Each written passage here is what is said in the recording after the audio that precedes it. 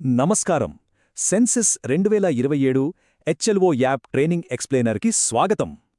ఫీల్డ్లోకి వెళ్ళినప్పుడు డేటా ఎంట్రీలో తప్పులు దొరలడం సహజం కదా. కానీ ఆ చిన్న చిన్న తప్పులని సరిదిద్ది పక్కాగా 100% ఖచ్చితమైన సెన్సస్ రికార్డులను ఎలా తయారు చేయాలో మనం ఈరోజు వివరంగా చూద్దాం. ఈ 10 ముఖ్యమైన అంశాలను కరెక్ట్ ఆర్డర్లో అర్థం చేసుకుంటే మన పని చాలా సులువైపోతుంది. సరే, ఇక డైరెక్ట్గా విషయంలోకి వెళ్ళిపోదాం. ఫీల్డ్లో ఉన్నప్పుడు ఈ టెక్నాలజీ యాప్స్ వాడాలంటే ఎవరికైనా కాస్త టెన్షన్ ఉంటుంది. ముందుగా ఆ భయాన్ని పక్కన పెట్టేయండి.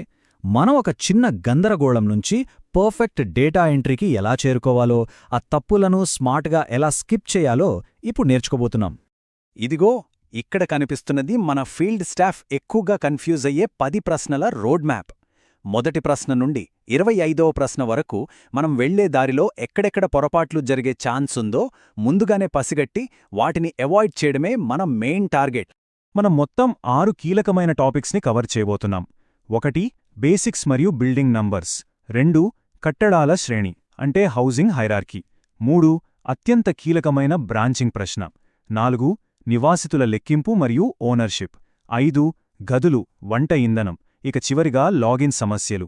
ఈ ఆర్డర్లో వెళ్తే యాప్లో డేటా ఎంట్రీ చేయడం మీకు వెన్నతో పెట్టిన విద్య అయిపోతుంది.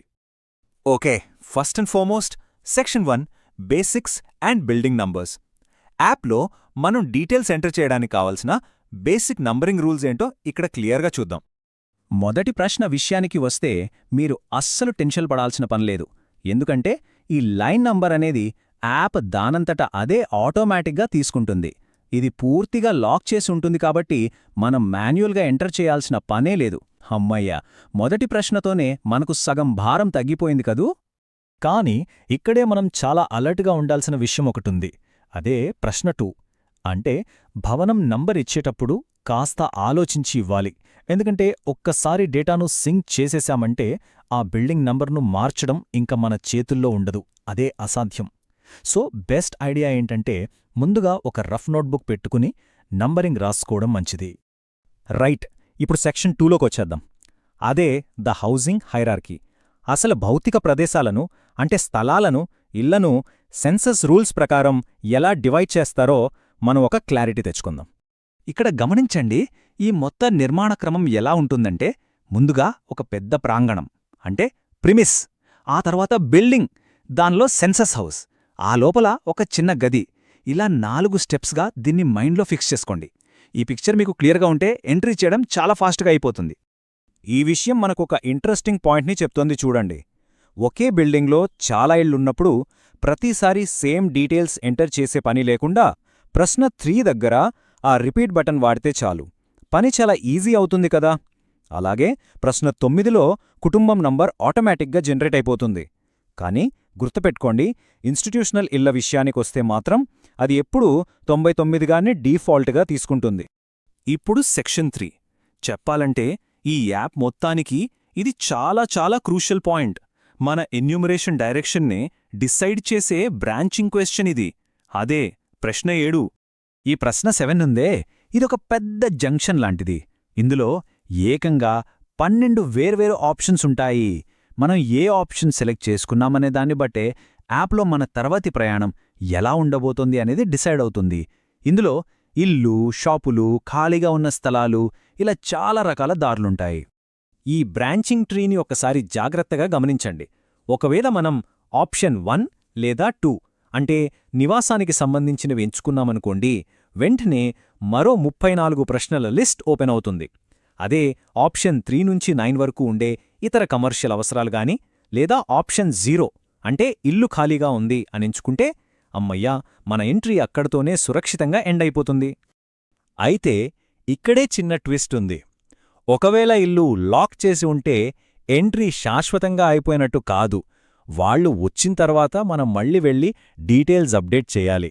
ఇక సంస్థాగత కట్టడాలు అంటే ఇన్స్టిట్యూషనల్ ఆప్షన్ ఎంచుకున్నప్పుడు యాప్ చాలా షార్ట్కట్ తీసుకుని మిగతా ప్రశ్నలన్నీ స్కిప్ చేసి డైరెక్టుగా 9, 10, 11 ప్రశ్నలు మాత్రమే అడుగుతుంది. భలే ఉంది కదూ. సరే, ఇప్పుడు 4వ విభాగానికి వద్దాం. నివాసితుల లెక్కింపు, అలాగే ఆస్తి యాజమాన్యం. అసలు ఎవరెవర్ని లెక్కించాలి, ఈ ఓనర్షిప్ స్టేటస్ని ఎలా డిసైడ్ చేయాలి అనేది ఇప్పుడు చూద్దాం. ఇక్కడ ఒక రియల్ లైఫ్ ఎగ్జాంపుల్ తీసుకుందాం. ఒక ఫ్యామిలీలో మొత్తం 7 సభ్యులు ఉన్నారు అనుకుందాం. అందులో 2 చదువు కోసమో జాబ్ కోసమో 6 నెలల కంటే ఎక్కువ కాలం వేరే ఊర్లో ఉంటే లేదా ఫారిన్లో సెటిల్ అయిపోతే వాళ్లను కౌంట్ చెయ్యకూడదు. యాప్లో ఖచ్చితంగా నివాసితుల సంఖ్య 5 అని మాత్రమే నమోదు చేయాలి.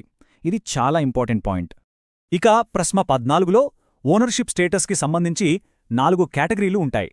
సొంత ఇల్లు, అద్దె ఇల్లు, ఇవి మనకు తెలిసిందే. కానీ ఇక్కడే చాలామంది కన్ఫ్యూజ్ అయ్యే ట్రాప్ ఒకటుంది. ఉచిత హాస్టల్లో లేదా పోలీస్ క్వార్టర్లలో ఉండేవారి పరిస్థితి ఏంటి? వాళ్ళకి సొంత ఇల్లు లేదు, అలాగనే అద్దె కూడా కట్టరు. కాబట్టి వాళ్లను సొంత ఇల్లు లేదు మరియు అద్దె కూడా చెల్లించరు అనే ఆ 4వ స్పెషల్ కేటగిరీ కింద ఎంటర్ చెయ్యాలి. మూవింగ్ ఆన్ టు సెక్షన్ 5, గదులు మరియు వంట ఇంధనం. ఇంటి లోపల ఉండే స్పేస్ని గదులుగా ఎలా లెక్క కట్టాలి, అలాగే వాళ్లు రోజూ వాడే ఇంధనం గురించి డీటెయిల్స్ ఎలా ఇవ్వాలో చూద్దాం. ఈ ప్రశ్న 15 అనేది గదుల సంఖ్య గురించి. ఇక్కడ మనం తెలుసుకోవాల్సిన అసలు విషయం ఏంటంటే, మన కంటికి కనిపించే ప్రతి 4 గోడల స్థలము సెన్సస్ లెక్కల ప్రకారం గది కిందకు రాదు. వినడానికి ఆశ్చర్యంగా ఉన్నా ఇది నిజం. అసలు రూమ్ అంటే ఏంటో క్లియర్గా ఫిక్స్ చేసుకుందాం. కిచెన్ ఎంత పెద్దగా ఉన్నా సరే దాన్ని గదిగా లెక్కించకూడదు. అలాగే వాష్రూమ్ కూడా గది కాదు. మరి 0 రూమ్స్ అంటే ఏంటి? సింపుల్. ఒక షాప్ ఓనర్ తన దుకాణంలోనే నిద్రపోతున్నా లేదా 2 కుటుంబాలు కలిసి ఒకే పెద్ద ఓపెన్ హాల్లో ఉంటున్నా వాళ్లకంటూ ప్రైవేట్ గదులు లేవు కాబట్టి అక్కడ గదుల సంఖ్య 0 అనివ్వాలి. సరే, నెక్స్ట్ పాయింట్ చూద్దాం. ఇవి 2 ఎలా కనెక్ట్ అవుతాయో గమనించండి. ప్రశ్న 24 ఇంట్లో అసలు ఏ ఇంధనం అందుబాటులో ఉందో అడిగితే, ప్రశ్న 25 వాళ్ళు నిజంగా వంట కోసం ఎక్కువగా ఏది వాడుతున్నారో అడుగుతుంది. ఇంట్లో వస్తువు ఉండటం వేరు, దాన్ని రోజూ వాడటం వేరు. ఈ డిఫరెన్స్ని క్యాచ్ చేయాలి మనం. అయితే ఇక్కడ అసలైన ట్విస్ట్ ఏంటంటే రూల్స్ ప్రియారిటీ. ఒక ఇంట్లో గ్యాస్ సిలిండర్ ఉండి కూడా వాళ్ళు రోజువారీ వంటంతా కట్టెల పొయ్యి మీదే చేస్తున్నారనుకోండి, మనం ప్రశ్న 25లో ఖచ్చితంగా కట్టెలు అనే రికార్డ్ చెయ్యాలి. కానీ వాళ్ల దగ్గర సోలార్ వంట సదుపాయం ఉంటే మాత్రం దానికి టాప్ ప్రయారిటీ ఇవ్వాలి.